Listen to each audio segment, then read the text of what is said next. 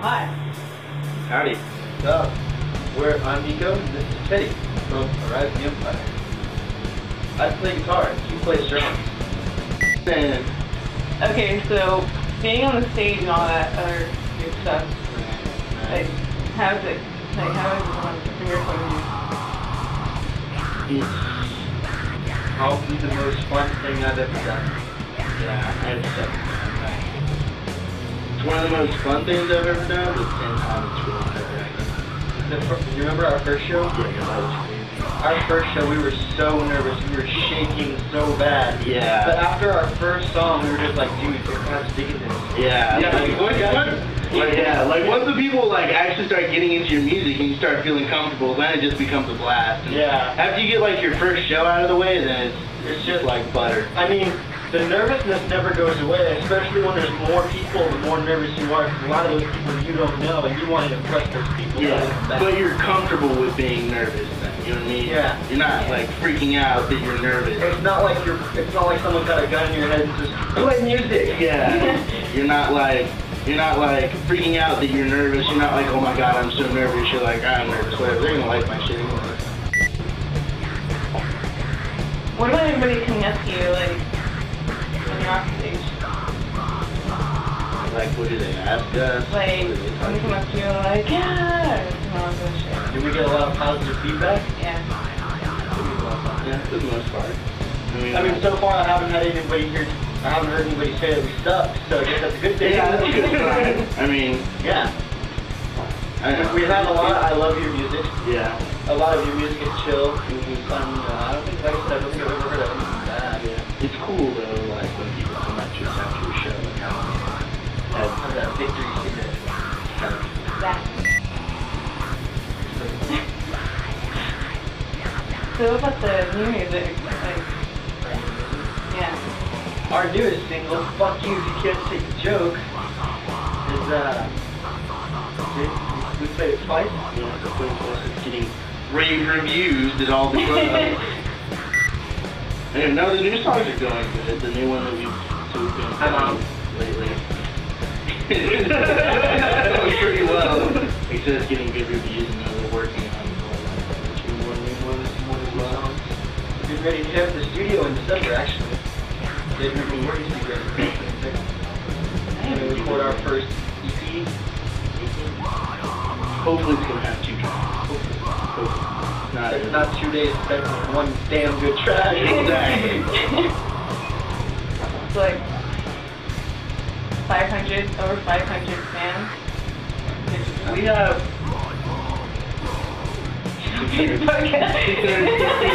I'm calling right now. 616. No, I checked it this morning and it was like 617. Teacher, I have a question. What? Mrs. Reporter Person? Mrs. Reporter Person, I have a question. What? Was that you? No, that was you. Or the rickety ass cow. I didn't fart, dude, I swear. Like, I didn't, like... Can we ask the English teacher if we have a question? I can answer it for you. Okay. I'm an English teacher, I have a question. Why is the English language so fucking stupid? We're being interviewed. We're busy.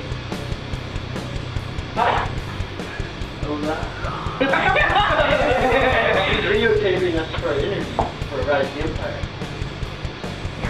Rise of the Empire rocks! You should have got that on film. It did. Trust me, it did.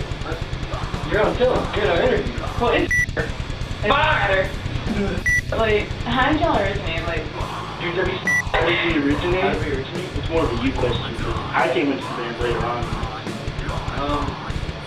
The band pretty much, the group, started as me and this fat dumbass named Russell. I would play guitar and he would act like he could scream good. And I was just jamming whatever, writing whatever riff I felt like, and he would scream over it. And then eventually I hung out with Vincent in school, who's not here presently, and he's our current bass player. And we were like, and I told Russell, like, dude, Vincent, he shreds like a beast that didn't even cool to jam with us. And then,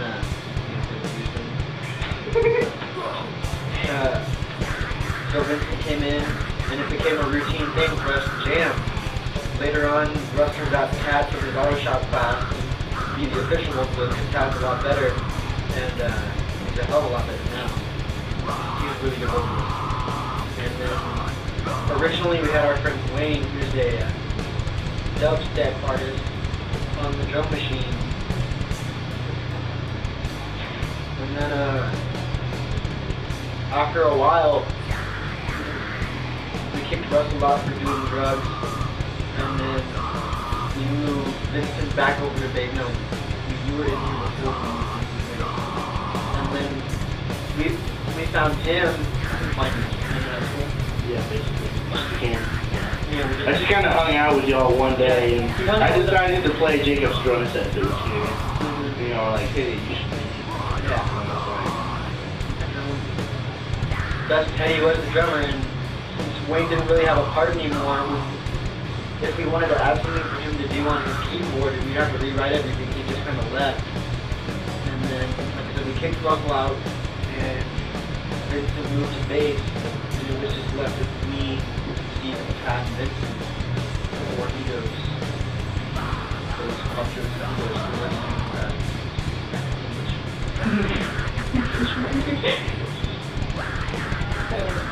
Bro 58. Bro 58.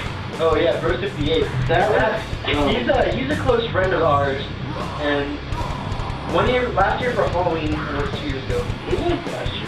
Yeah, last year for Halloween, Tad was a gorilla, and he had this full-on, crazy, seriously detailed-looking gorilla suit. And after a few shows, we just kind of had the idea. We were like, well, wouldn't it be cool if our band had a mascot? And then we came to mind. We were like, oh. So we gave it a try out a show or two, and the people became a big hit. And then it was like, you know, Bro 58 is part of a Rise of the Empire. Pretty much. Like, he just become our mascot, and like he gets into the crowd and moshes with them and gets the crowd hyped. Like, it totally worked out. Like, because we were stuck at it. Yeah, we have horrible stage presence. Yeah. Like My Chemical Romance.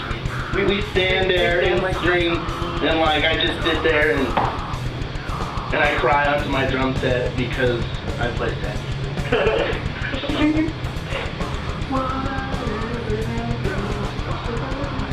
That's a good song. Anyways.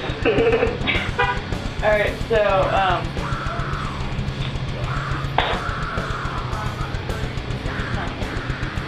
over a period of time, how is it that you guys have been able to done so long? It's like, you have all this stuff, like, how do you do that?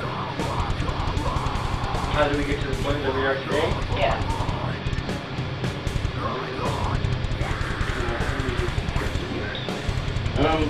Honestly, I think Jack was just for sure. That's part of it is there, but I think from the beginning, how did we get to where we are today? It's just living in each other's houses, practicing. Like, we used to practice at your house. We practiced at my house for the longest time. It kind of became easier to practice here at Nico's house. And so that's kind of where we've been practicing. I don't know. I practically live here, like. Well, he lives over 5 minutes away. That too. If I'm not at my house or we're at his house here. Sleeps, goes to work, comes to my house, goes to his house and sleeps. And repeat throughout the week, basically. Like, I don't know, I guess just through like us being such a small town and being so close together, we've all kind of just had nothing else really to do, so that's why we can always practice Welcome to Castroville. all the time. And like, I guess that's a big part of how we got to where we are today is, like I said, living in each other's house and practicing so much. Then Harmony kind of booked us our first show. That was over a year ago, basically, when we got our book. No, that was almost 2 years ago, right? No. It will have been, we've been playing shows almost... You can almost have yours on your stick. No, that's it. Watch out.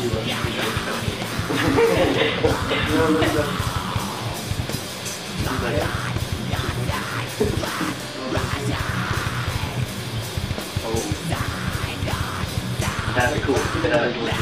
Yeah, it's cool. Actually, you just got a great question. What about your family? Like, how are they? I'm Mexican, so there's a lot.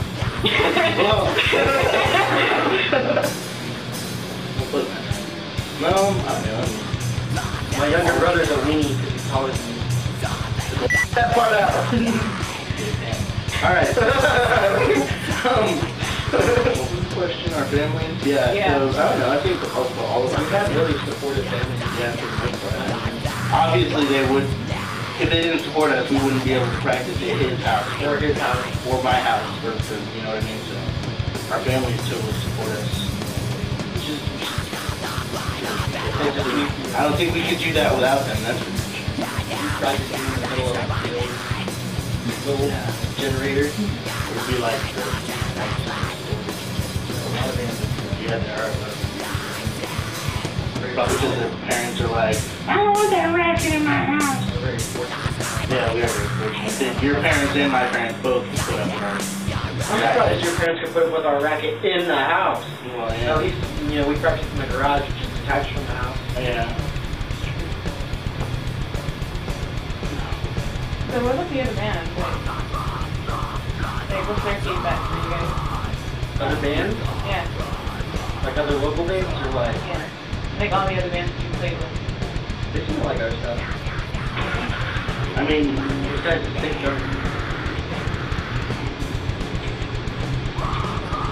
Okay, so yeah, like, I don't know. Yeah, all the other bands seem to like our stuff. Usually once we, like, play a show with some bands, we'll hang out with the bands after the show. Become good friends with the bands, and then we have, more bands to book shows with, be friends with. Yeah, the band family. Pretty much. There's a couple bands that we're like, Yeah, so like, what is Facebook? Is Facebook stupid for bands? Yes. Yes, Facebook is... MySpace was pro for bands. Pretty much. So MySpace died, so we're stuck on Facebook. Go check us out on Facebook and like us. Actually, that's exactly it. Like, with the way the world is with Facebook, obviously everybody sticks to that shit. How far do you guys think you're gonna get? With Facebook?